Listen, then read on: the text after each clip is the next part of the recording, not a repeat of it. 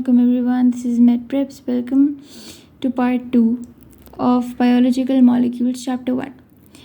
So today we're going to be discussing about importance of water. Firstly कि most abundant है component living cell में, यानी कि सबसे ज़्यादा किसी सेल में जो चीज़ पाई जाती है वो water है. अमाउंट हमें दी हुई है अप्रॉक्सीमेटली 70% to 90% है. अब जो है हमारे पास जितने भी ज़्यादातर रिएक्शंस होता है ना वो सेल की प्रेजेंस में होता है, वाटर की प्रेजेंस में होता है. अब एक और चीज़ के it takes part in many biochemical processes just like we discussed के हाइड्रोलिसिस था लास्ट टाइम हमने डिस्कस किया था पार्ट 1 में. हाइड्रोलिसिस वाटर की प्रेजेंस में ब्रेक होना, दैट इज़ हाइड्रोलिसिस. अच्छा, अब जो वाटर की इतनी इम्पोर्टेंस है ना वो उसकी केमिस्ट्री की वजह से, इतना ज़्यादा जो रोल्स हैं वाटर के वो उसकी केमिस्ट्री की वजह से. वी ऑल नो कि केमिकल फार्मूला वाटर का H2O है, 2 हाइड्रोजन एटम्स हैं जो कि अटैच हुए हैं 1 ऑक्सीजन एटम को. ये डायग्राम में देख सकते हैं आप. ये एक ऑक्सीजन है, ये 2 हाइड्रोजन है, ये अटैच हुए हैं. अब वाटर जो है एक पोलर मॉलिक्यूल है. पोलर मॉलिक्यूल क्या मतलब? पोलर मॉलिक्यूल वो होता है जिसके पास नेगेटिव और पॉजिटिव दोनों चार्जेस हों. तो देखें हमारे पास ऑक्सीजन के पास स्लाइटली नेगेटिव और हाइड्रोजन के पास जो है स्लाइटली पॉजिटिव चार्ज है. तो वाटर एक पोलर मॉलिक्यूल हुआ, partially positive and partially negative charge है. तो इसकी वजह से जो है इलेक्ट्रिकल चार्जेस की सेपरेशन है, पॉजिटिव भी है नेगेटिव भी है. अब में से वाटर मॉलिक्यूल को एक मतलब इसे हम डाइपोल कहते हैं. ये जो इलेक्ट्रिक चार्जेस का सेपरेशन होना है ना हमें इसे डाइपोल कहते हैं. इस डाइपोल होने की वजह से वाटर की बहुत सारी इंपॉर्टेंट प्रॉपर्टीज़ हैं like high polarity, formation of hydrogen bond, cohesion, adhesion, high specific heat, high heat of vaporization, hydrophobic exclusion, ionization and low density of ice. अब इसमें से देखें कोहेशन क्या है. कोहेशन जो है बेसिकली सेम मॉलिक्यूल्स के बीच में जो अट्रैक्शन होती है हम उसे कोहेशन कहते हैं. और जो एडहेशन है वो डिफरेंट मॉलिक्यूल्स के बीच में जो अट्रैक्शन है. अब कोहेशन की एग्जांपल जो एक वाटर है, वाटर के आपस में जो मॉलिक्यूल्स की अट्रैक्शन होगी उसे हम कहेंगे कोहेशन. और एडहेशन जैसे ग्लास में हमने वाटर डाला, जो वाटर और ग्लास की वॉल्स के बीच में जो अट्रैक्शन होगी उसे हम कहेंगे एडहेशन. अब इसमें एक हाइड्रोफोबिक एक्सक्लूजन भी है. हाइड्रोफोबिक एक्सक्लूजन बेसिकली होता है जब हम वाटर के अंदर एक नॉन पोलर सब्सटेंस डालें तो क्लस्टर फॉर्म हो जाता है. बस याद रखना है कि जब हम नॉन पोलर सब्सटेंस डालते हैं, हाइड्रोफोबिक कोई सब्सटेंस डालते हैं वाटर के अंदर तो जो हमारे पास पूरा प्रोसेस होता है उसे हम हाइड्रोफोबिक एक्सक्लूजन कहते हैं. और आइस की जो लो डेंसिटी है वो इसकी हाई डाइपोल होने की वजह से. ऑल्सो ये फिगर में जो दिया हुआ है कि हाइड्रोजन बॉन्ड बनते हुए, तो देखिए ये एक ऑक्सीजन एटम है, इसका ये slightly negative partially negative charge है.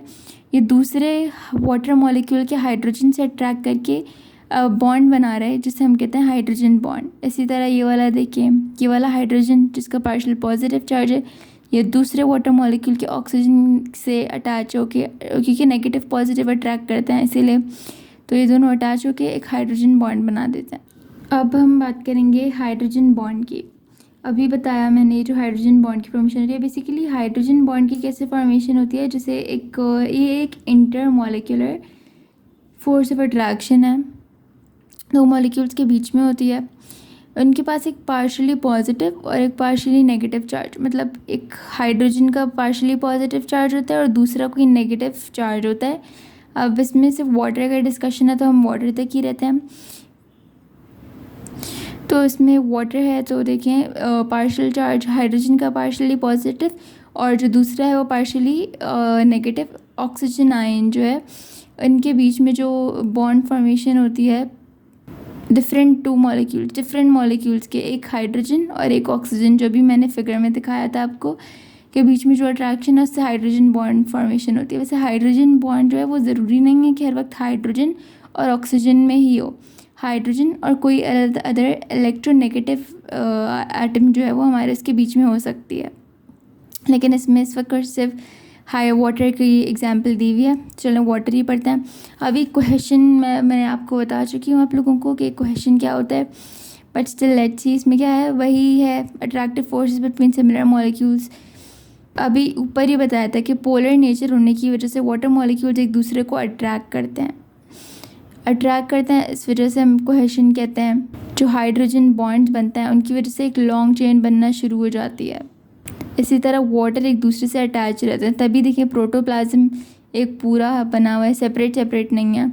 ब्लड भी हमारे पास ब्लड वेसल्स में फ़्लो कर रहा है, अलग नहीं हुआ। ये भी ये सिर्फ और सिर्फ वाइट वाटर की पोलर प्रॉपर्टी की वजह से सब कुछ पॉसिबल है। कोहेशन भी मैंने बता दिया था कि डिफरेंट मॉलिक्यूल्स, डिसिमिलर मॉलिक्यूल्स में जो अट्रैक्शन होती है, अट्रैक्टिव फोर्सेस होती हैं, वो हो गई एडहेशन। अब जैसे मैंने तो एग्जांपल दी थी ग्लास और वाटर के बीच में, जो ग्लास वॉल और वाटर के बीच में अट्रैक्शन हुई वो एडहेशन हो गई। बुक की एग्जांपल के अकॉर्डिंग क्या है, it can hold the water molecules in the vessels and prevent them from backward flow. ये बेसिकली प्लांट में बात हो रही है। प्लांट में जो वेसल्स हैं उनके अंदर वाटर के मतलब वाटर अट्रैक्ट करते हैं इस वेसल की वॉल से, इस तरह वाटर फ्लो करता है, वरना तो फ्लो ही ना करता ना, एक ही बैकवर्ड जाना शुरू हो जाता।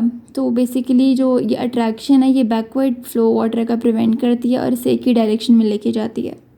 अब है हाई स्पेसिफिक हीट। अब स्पेसिफिक हीट क्या होती है? It is basically the amount of heat energy required to raise the temperature of 1 gram of any substance by 1 degree centigrade.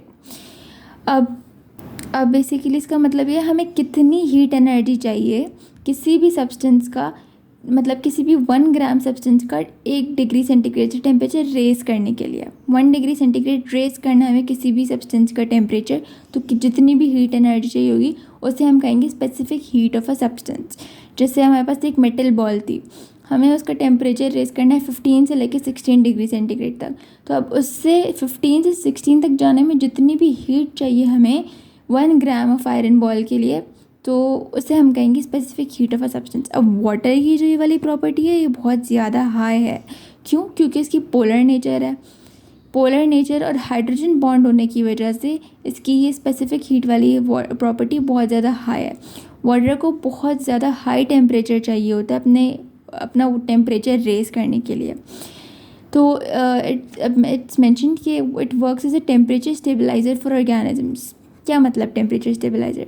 हमारा टेम्परेचर जो है वो इसे एक नॉर्मल लिमिट में रखता है। जैसे अचानक से लेकर सडन थर्मल चेंजेस आ गए, मतलब अचानक से टेम्परेचर बहुत ज़्यादा हाई चला गया, वाटर की वजह से हमारा जो टेम्परेचर है वो स्टेबल रहता है, वरना हमारा भी टेम्परेचर के अकॉर्डिंग ही हाई चला जाए। ये वाटर है जो हमारा टेम्परेचर जो है एक लिमिट के अंदर, रेंज के अंदर रखता है। प्रोटोप्लाज्म को प्रोटेक्ट करता है सडन थर्मल चेंजेस से। प्रोटोप्लाज्म का टेम्परेचर अचानक से, अभी पढ़ा था हमने कि प्रोटोप्लाज्म में वाटर बहुत ज़्यादा होता है, तो वाटर ही होने की वजह से प्रोटोप्लाज्म का टेम्परेचर जो है वो प्रोटेक्ट रहता है। अब now we have high heat of vaporisation.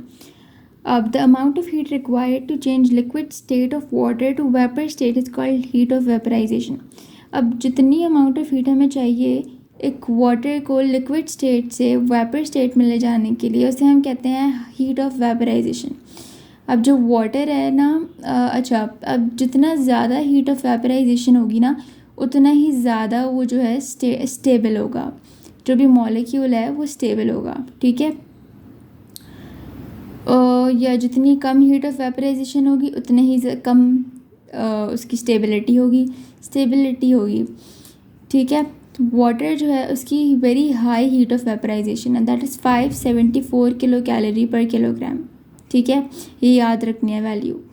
Therefore water requires to absorb high. अब जितनी ज़्यादा हीट ऑफ वेपराइजेशन हमने कहा था उतना ही ज़्यादा स्टेबल होगा, ठीक है। तो स्टेबल है तो मतलब वो अपने एक प्रॉपर फॉर्म में है, कोई अजीब सी फॉर्म में नहीं, प्रॉपर फॉर्म में। उसे चेंज करने के लिए, उसे ब्रेक करने के लिए हमें ज़्यादा अमाउंट ऑफ, हल्के से टेम्परेचर से नहीं ख़राब हो जाएगा, ज़्यादा अमाउंट ऑफ हीट चाहिए होगी उसका स्टेट चेंज करने के लिए, क्योंकि वो स्टेबल है, ठीक है।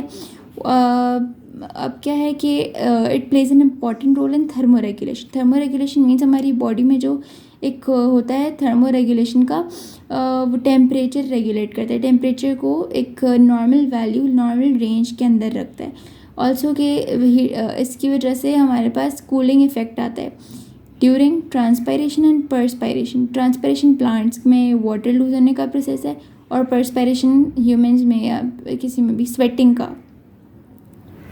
Now we have hydrophobic exclusion. It is the tendency of water to coalesce oil drop into large droplet. Coalesce means unite करना. अब जैसे हमारे पास एक वाटर के उसमें एक ऑयल ड्रॉपलेट है, 2 ऑयल ड्रॉपलेट्स थे, वो यूनाइट होके एक लार्ज वाटर ड्रॉपलेट बना रहे हैं. अब होता क्या है हमारे पास ऑयल की प्रेजेंस की वजह से, जैसे कोई भी हाइड्रोफोबिक सब्सटेंस है उसकी प्रेजेंस की वजह से वाटर मॉलिक्यूल्स के आपस के जो हाइड्रोजन बॉन्ड्स हैं ना वो डिस्ट्रॉय हो जाते हैं. फिर वाटर को नया हाइड्रोजन बॉन्ड बनाना होता है एक दूसरे के साथ ही, और जो हाइड्रोफोबिक ऑयल था वो बीच में रह जाता है एक दूसरे से यूनाइट करके. The water molecules then form hydrogen bond with themselves and the non polar molecules clump together. जैसे ये देखें, ये फिगर है, ये साइड में जो स्मॉल रिंग्स हैं ये वाटर है और ये बीच में ऑयल है. अब ये दोनों जब यूनाइट हो रहे हैं तो क्या हो रहा है, देखें ये जो ऑयल थे दोनों ये बीच में क्लम्प करके और वाटर मॉलिक्यूल्स ये आपस में हाइड्रोजन बॉन्ड ब्रेक होके ये दूसरा नया तरीके से हाइड्रोजन बॉन्ड बना लिया. अब now we have ionization of water. Ionization का मतलब होता है ब्रेक होके आयंस बनाना. ब्रेक होके आयंस बनाना, जैसे वाटर था वो ब्रेक हुआ H+NOH-. ये देखें, अब ये H2O था वाटर मॉलिक्यूल, ये ब्रेक होके आयोनाइज होके H+NOH- आयंस में डिवाइड हो गया. अब ये प्रोसेस जो है ये रिवर्सिबल है, यानी कि ये आगे क्या तो ये पीछे इसी तरह जा सकता है. ठीक है, H+NOH- यूनाइट होके H2O बना सकते हैं.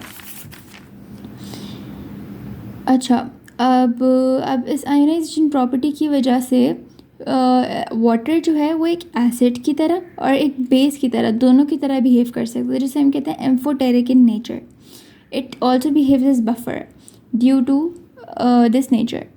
It maintains pH for enzymatic activities in cells and organs. अब बफर की तरह बिहेव करना, बफर एक वो सोल्यूशन होती है जो अपना pH चेंज नहीं होने देती, तो इसीलिए आगे लिखा है कि it maintains pH for enzymatic activities. ये pH चेंज नहीं होने देती, जैसे pH एसिडिक होने लगता है तो उसे वापस अपने पुराने pH तक ले आती है. इसी तरह अगर बेसिक होने लगता है तो अपना पुराने pH तक चेंज करके वापस ले आती है. अब एनोमैलस बिहेवियर ऑफ वाटर. वाटर जो है वो 4 डिग्री सेल्सियस के बिलो जो है वो बिल्कुल डिफरेंट बिहेवियर शो करता है. यूजुअली क्या होता है हमारे पास, जो कोई भी सब्सटेंस है ना वो कॉन्ट्रैक्ट होना शुरू हो जाता है लो टेम्परेचर पे, यानी कि उसका साइज़ डिक्रीज़ करना शुरू हो जाता है. लेकिन हाइड्रोजन बॉन्डिंग की वजह से 4 डिग्री सेंटीग्रेड के बिलो वाटर जो है वो एक्सपेंड करना शुरू हो जाता है. वाटर एक्सपेंड करना शुरू होता है, वॉल्यूम इसका मतलब इंक्रीज़ हो रहा है ना, एक्सपेंड कर रहा है यानी वॉल्यूम जगह ज़्यादा ले रहा है, तो उसकी डेंसिटी जो है वो डिक्रीज़ होना शुरू.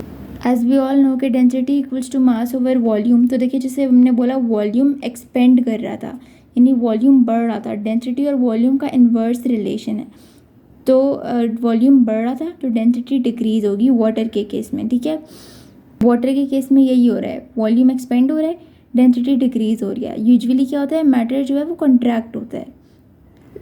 तो जो आइस है उसकी लेस डेंसिटी होती है, आइस जो है वो लाइटर हो जाता है और सरफेस पे आ जाता है, क्योंकि डेंसिटी जिसकी ज़्यादा होगी वो मतलब देखें जो डेंसिटी लाइट है, जैसे आइस हमने यूजुअली नोट किया जब हम वाटर में डालते हैं तो आइस फ्लोट करती है. ये रीज़न क्या है, उसकी density as compare to water, liquid state के वाटर में लिक्विड स्टेट के वाटर से कंपेयर किया जाए तो उसकी डेंसिटी कम है.